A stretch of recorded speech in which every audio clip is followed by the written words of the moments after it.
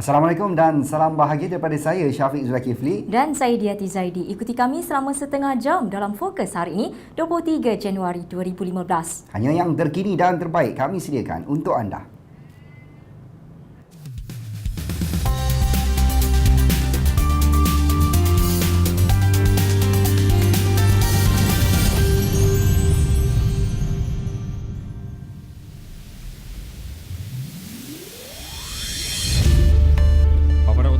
Fokus malam ini, pelabur asing jelas dasar dan amalan kerajaan, mesra perniagaan dan mudah urusan pelabur.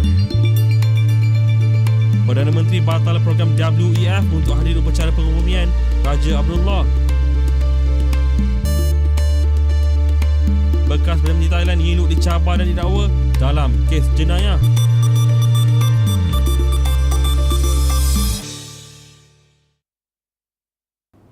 Assalamualaikum dan salam sejahtera. Pelabur asing dilihat terus optimis terhadap potensi Malaysia meskipun negara berdepan cabaran ekonomi global seperti kejatuhan harga minyak dan penyusutan nilai mata wang ringgit. Perdana Menteri Datuk Seri Najib Tun Razak berkata ini dapat dilihat menerusi kehadiran ramai pelabur asing pada Majlis Makan Tengah Hari Perniagaan Anjuran Khazanah Nasional Malaysia, Lembaga Pembangunan Pelaburan Malaysia MIDA dan Invest KL.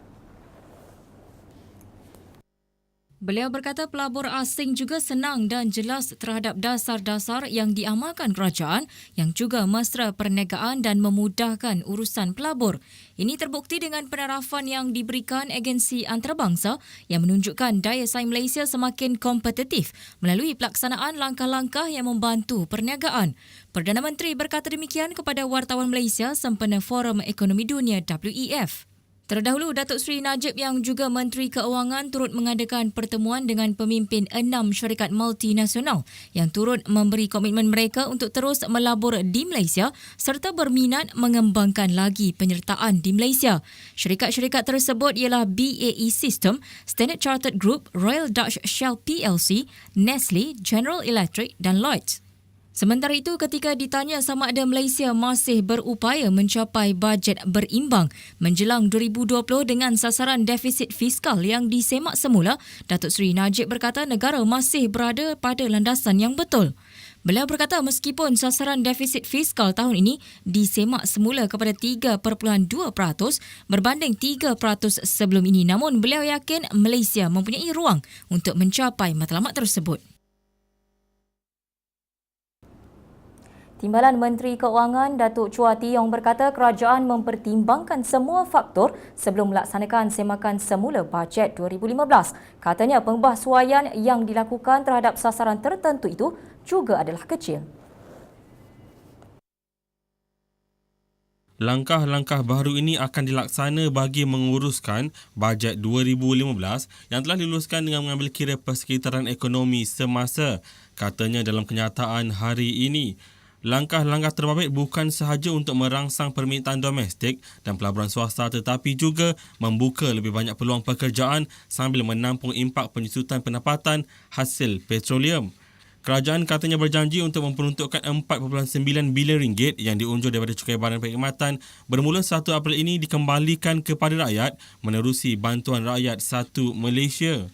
Kerajaan juga memperuntukkan 2.5 bilion ringgit untuk bantuan banjir dan projek tebatan banjir kerana kerajaan prihatin dengan masalah rakyat.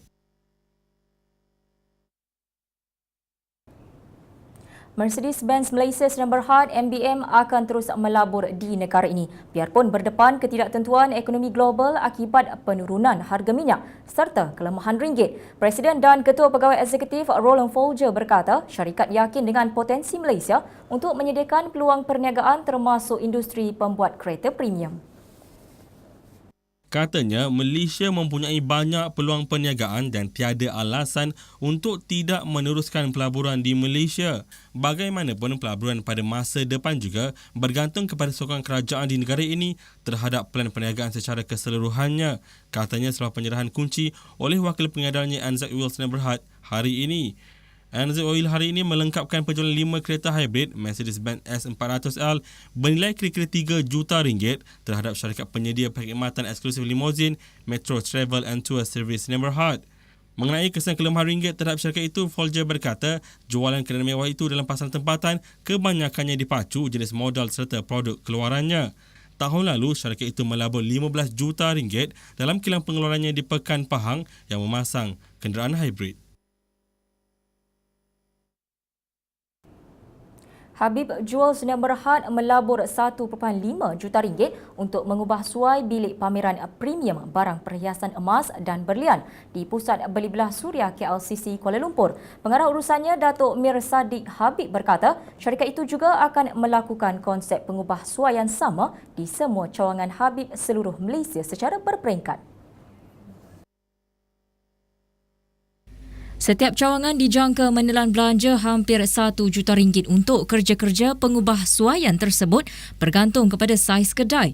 Pengubah suaian itu perlu dilakukan bagi memastikan Habib Jewels terus relevan dalam industri yang bersaing pesat ini. Bercakap pada majlis pelancaran bilik pameran baru Habib di Kuala Lumpur pada tahun ini, Mir Sadiq berkata Habib menyasarkan membuka 6 hingga 7 cawangan Habib Jewels, Pandora dan Ice Watch dengan menempatkan ketiga-tiganya di satu lokasi yang sama.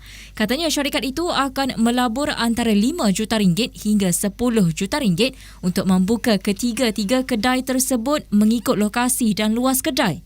Bilik pameran Habib Suria KLCC yang diubah suai itu menampilkan kelainan dalam ruang eksklusifnya yang diasingkan dari kawasan umum oleh skrin kelulitahan karat untuk memberikan suasana yang lebih peribadi.